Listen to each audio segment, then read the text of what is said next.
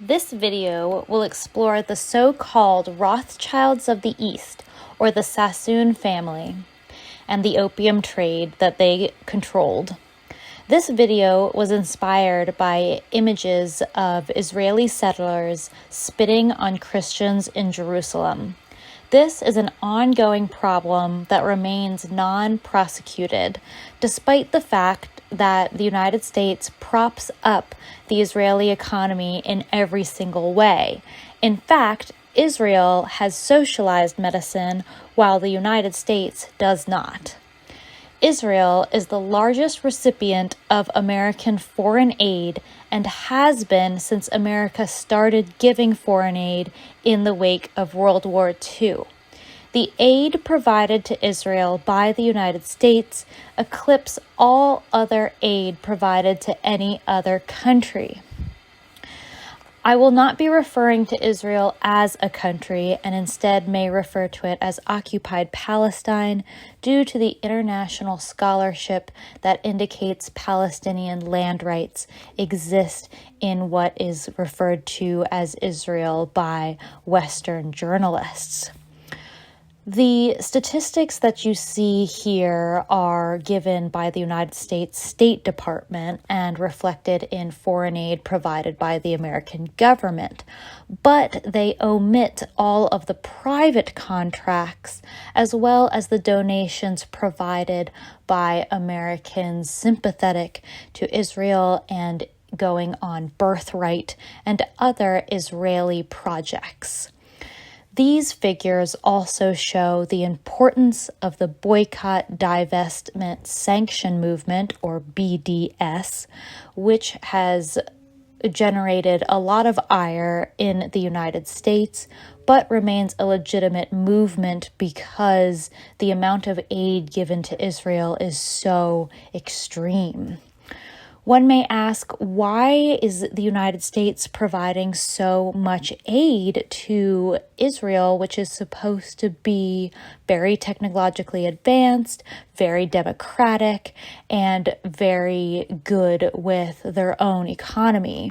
The answer is the Israeli economy needs an external support. It has very little healthy domestic trade. It relies on forced labor by Palestinians, and it is something that the United States props up for reasons that are varied and sometimes unknown.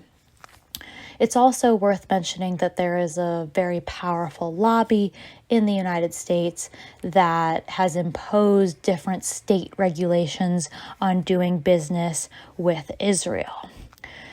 This is very incredible because congresswomen from the United States who are more pro-Palestine have been banned from traveling to Israel at all. So politicians from the country that props Israel up in all ways have been banned from traveling to it to maybe check out how the quote-unquote investment is going. Another factor here is that Israel has recently been welcomed into the United States visa program, and so Israeli citizens will be allowed to travel to and forth the United States without a lot of travel restrictions, and this sort of prioritization of Israelis is done to the detriment of American citizens and Palestinians, many citizens abroad. So moving on to the Sassoons. The Sassoons were a part of the very vibrant Baghdad Jew population, which numbered at its height 50,000 individuals in 1820.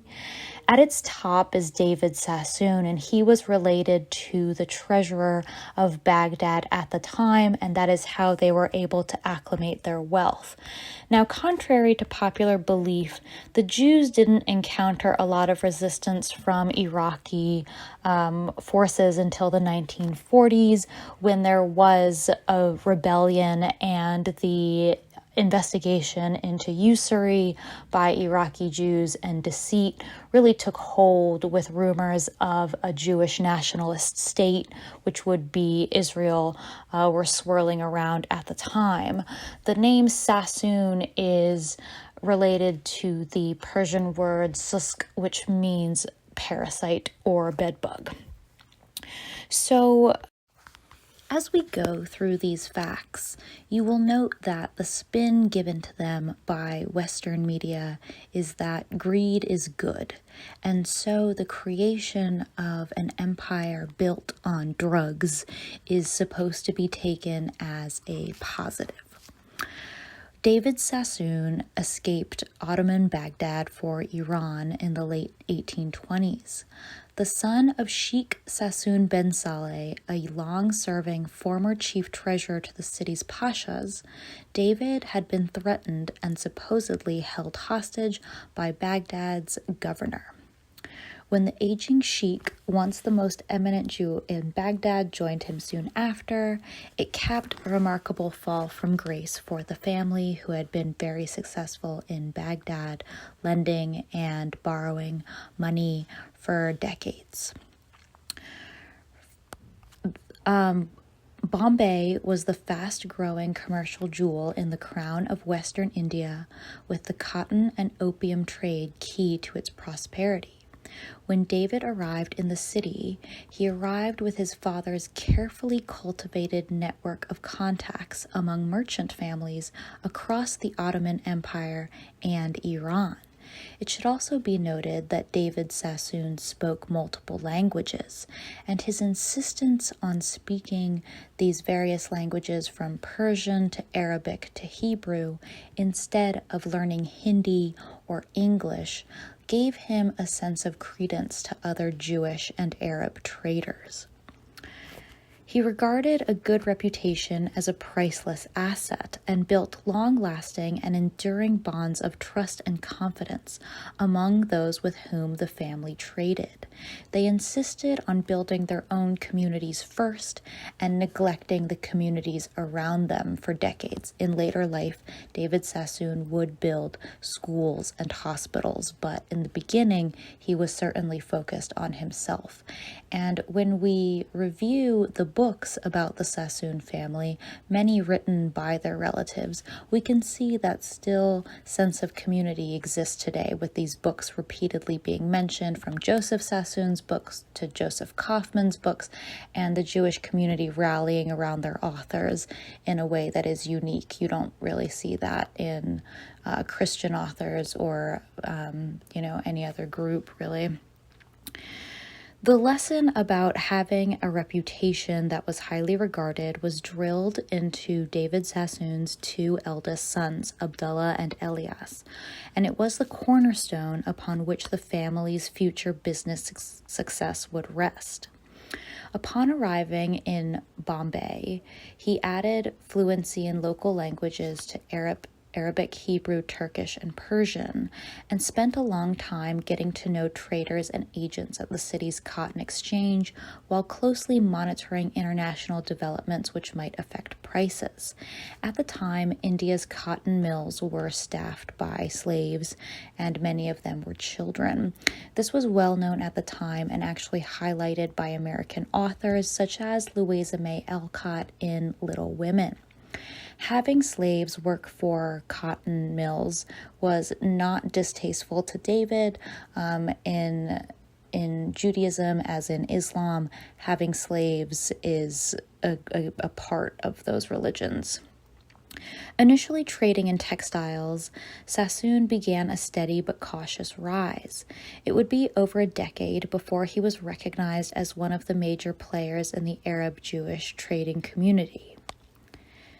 David combined his commercial awareness with political savvy. He insisted on the importance of free trade and enterprise versus fair trade, and aligned himself closely with British imperial interests. He also started to bank in Britain, preferring their banking policies, and would go on to establish the Anglo-American Bank in San Francisco.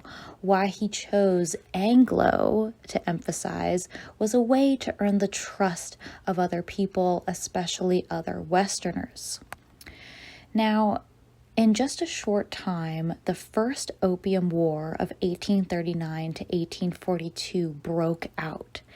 And this is a very important war to the Sassoon story because Sassoon realized he could not gain money in cotton alone, and so he decided to buy up dock space.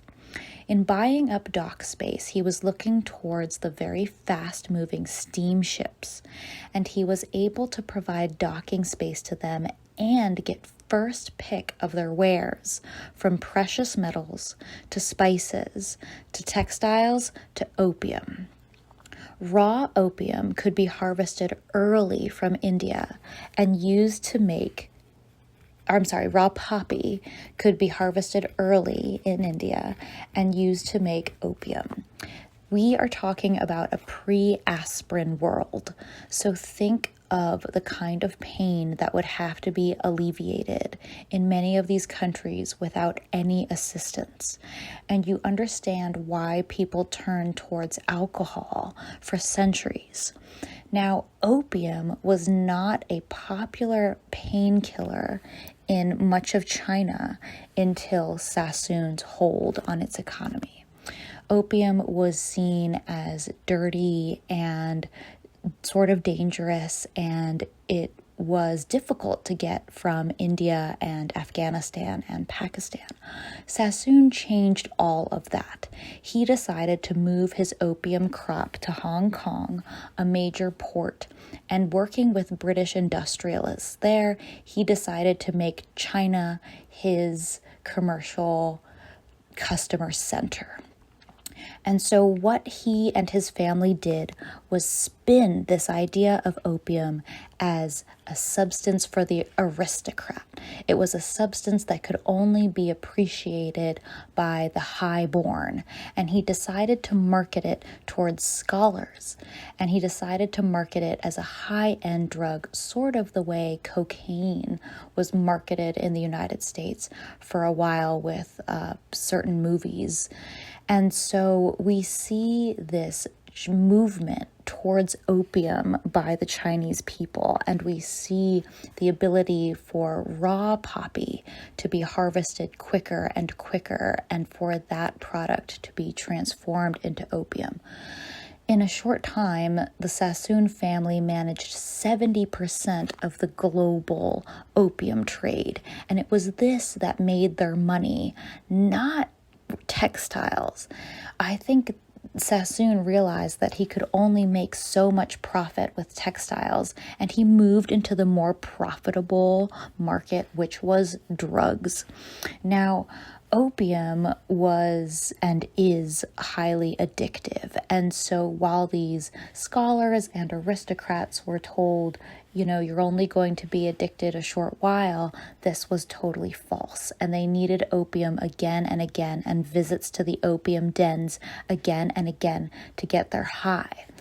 Now, during the Qing dynasty, this was seen as a huge disaster, and the emperor of the Qing dynasty actually sent out an edict identifying opium as incredibly harmful and imposing punishment on any foreigner, and the edict specifically mentions foreigners bringing in opium to China.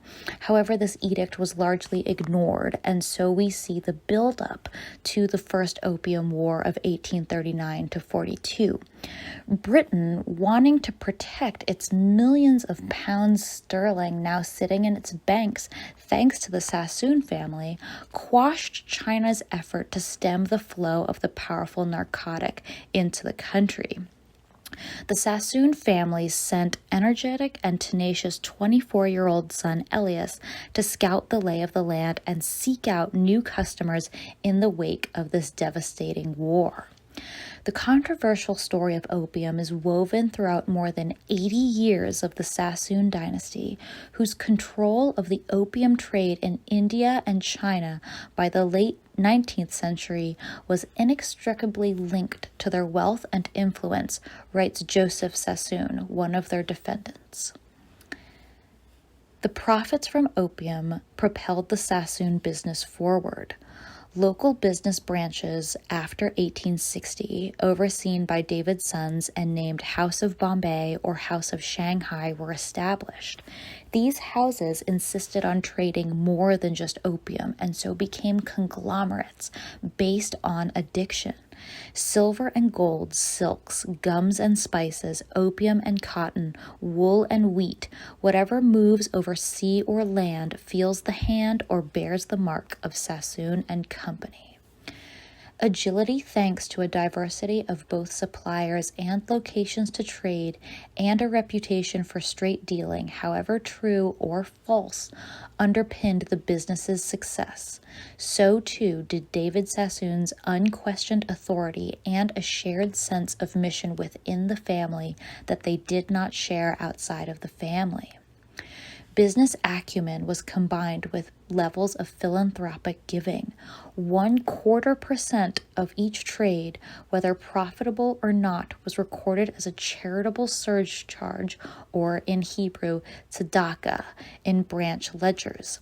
This charity was turned around and used to build schools and scientific institutes for the Jewish community, as well as synagogues across India. In Bombay, David Sassoon established a school for boys, one for girls, and a third for the poor. Later, hospitals, libraries, and the renowned Sassoon Mechanics Institute would follow. David's commercial success, loyalty, in the rebellion of 1857, David Sassoon offered the British the services of the whole Hebrew community of Bombay, India, and philanthropy did not go unnoticed. In 1853, he was granted British citizenship in recognition of his efforts. Further honors followed, and in 1859, his home, Sanssouci, in one of Bombay's wealthiest neighborhoods, played host to 500 guests celebrating Britain's decision to assert a more direct form of control over India. And so we see the celebration of the Hebrews of the city of globalism. Through this entire time, David Sassoon's English was so poor, he signed his oath of allegiance to Queen Victoria in Hebrew. His death at his home in Pune, India, at the age of 71 in 1864 was fateful, if not fatal. The succession between his sons had never been discussed, and he had 14 children. His will anointed Abdullah as his successor, enjoining his other children to respect and obey his decision. The ongoing Sassoon Empire would exist until the 20th century, and I won't go into the details of how the sons and the daughters fought over its spoils. But what I wanted to bring up was the ability of the Chinese to fight this, and they rejected proposals to legalize and tax it, and they wrote open letters to Queen Victoria appealing to her moral responsibility to stop the opium trade, but she refused to read letters from the Daoguang Emperor.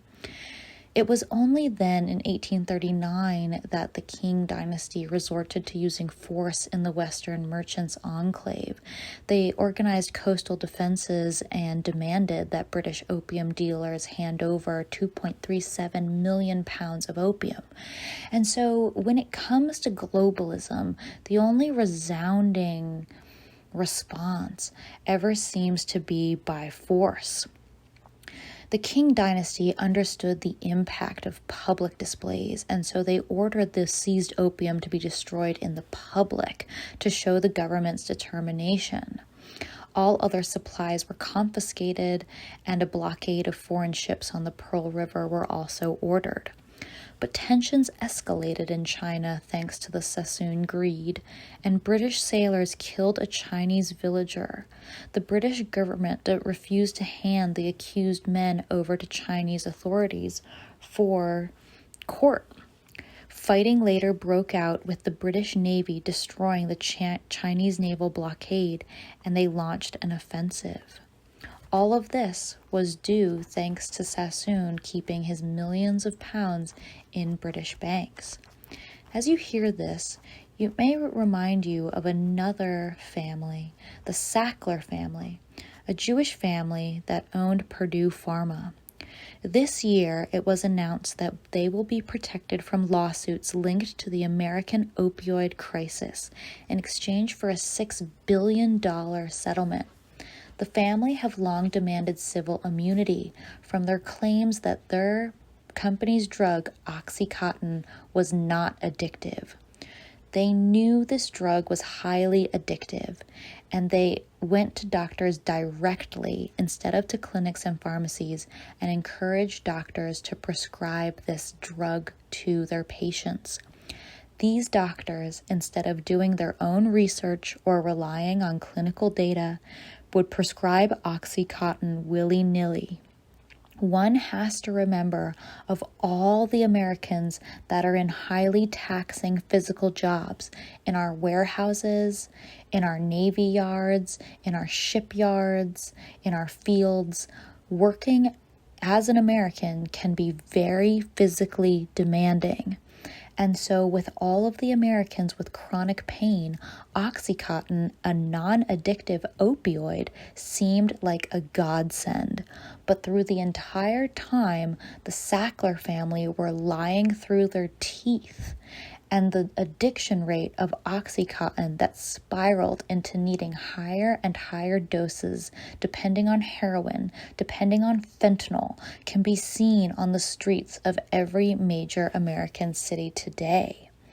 The Sackler family, who insisted they had become bankrupt from all of the lawsuits, demanded civil immunity, and in exchange, a $6 billion payment would be spread over multiple years to local and state governments to fund rehab programs and other addiction treatments.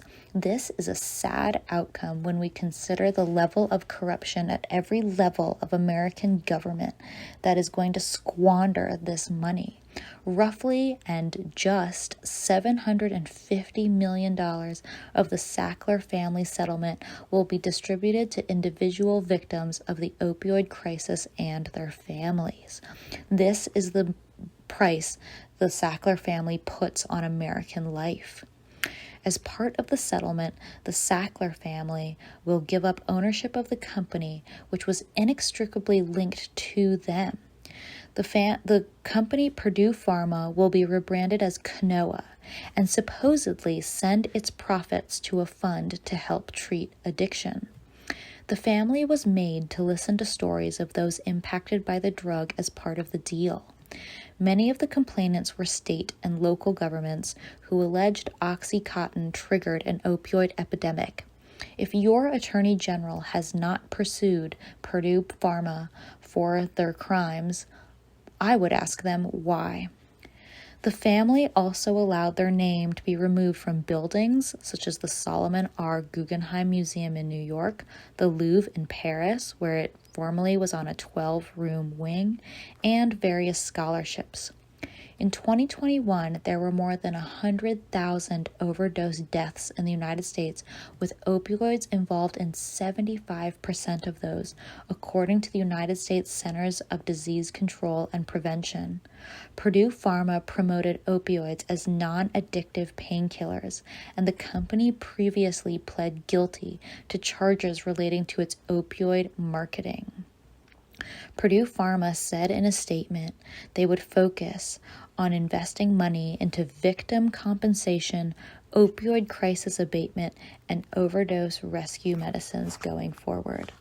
Does this sound familiar to you? It should. It's part of an ongoing pattern where certain families believe it their right to undermine national people in favor of greed.